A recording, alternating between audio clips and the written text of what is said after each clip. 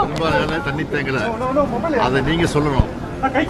பழைய கிளிப்பிங் எடுத்து போட்டு தேங்கி இருக்குன்னு சொல்லிட்டு இருக்கீங்க.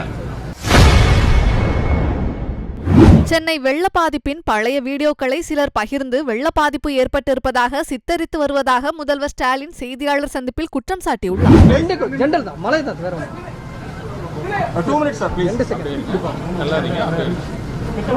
பெரும்பாலான இடங்களில் தண்ணீர் தேங்கவில்லை, சாலைகள் எல்லாம் போகும்போது மழை இல்லை. பொதுமக்கள் என்ன சொல்றாங்க? பெரும்பாலான தண்ணி தேங்கல, அதை நீங்க சொல்லணும். பழைய கிளிப்பிங் எடுத்து போட்டு தேங்கி இருக்குன்னு சொல்லிட்டு இருக்கீங்க. அதுதான் தவறான செய்தி இது. அதனால நீங்க தான் உண்மையை நாட்டு மக்களுக்கு சொல்லணும் அப்படிங்கிறத உங்க டிவி மூலமா உங்க தொலைக்காட்சி மூலமா கேட்டுக்கிறேன்.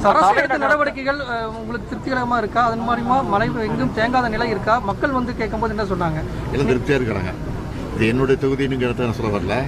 தமிழ்நாட்டில் இருக்க எல்லா இடத்துலையும் சரி, குறிப்பாக சென்னை மாநகரத்தில் எங்கெங்கே தண்ணி தேங்குமோ அங்கெல்லாம் இப்போ தண்ணி தேங்குறதில்லை. மழை பெஞ்சிட்டு இருக்கும்போது ஒரு சில இடத்துல தேங்கும். அதுவும் மழை விட்டுச்சுன்னா 10 நிமிஷம் 15 நிமிஷம் 1/2 மணி நேரத்துக்குள்ள அதிகமாக தண்ணி வடிஞ்சிருக்கு, தண்ணி போயிடுது. சார், தலைநகரம் தத்தளித்ததா தப்பித்ததா? தப்பித்ததும் சொல்ல முடியாது, தத்தளி சொல்ல முடியாது. தலைநகரம் நிம்மதியாக இருக்குது. இந்த பெரியவங்க 4-5 பேர் உங்களை பார்த்து இப்போ சொன்னாங்க, முதல் முறையா குளத்தூர்ல தண்ணி தேங்கலைங்கிறத பார்த்தோம்னு சொல்லி உங்க கைகளை பிடிச்சு பேசினாங்க. என்ன காரணம்? அதுக்கு எல்லாத்துக்கும் நாங்கள் வரோம். நல்லதுக்கு வரோம், கெட்டதுக்கு வரோம். மழை வந்தாலும் வந்துடுறோம், வெள்ளம் வந்தாலும் வந்துடுறோம். ஏதாவது பிரச்சனை உடனே வந்துடுறோம், உடனே கவனிக்கிறோம். நான் மட்டும் இல்லை, இங்கே இருக்கிற மக்கள் பிரதிநிதிகள், மாநகராட்சி மேயராக இருந்தாலும் சரி, துணை மேயராக இருந்தாலும் சரி, இங்கே மாவட்ட செயலராக இருந்தாலும் சரி, அதே மாதிரி கவுன்சிலர்ஸாக இருந்தாலும் சரி, எல்லாரும் உடனுக்குடன் இருந்து கவனிக்கிறாங்க. அதனால் அவங்களுக்கு பாதுகாப்பாக இருக்குது. எந்த பிரச்சனையும் கிடையாது. எந்த பிரச்சனை இருந்தாலும் என்கிட்ட சொல்கிறாங்க, உடனே தீர்த்து வைக்கலாம். அதான் வானிலை ஆய்வு மையத்தினுடைய தகவல்கள் துல்லியமாக இருக்கு.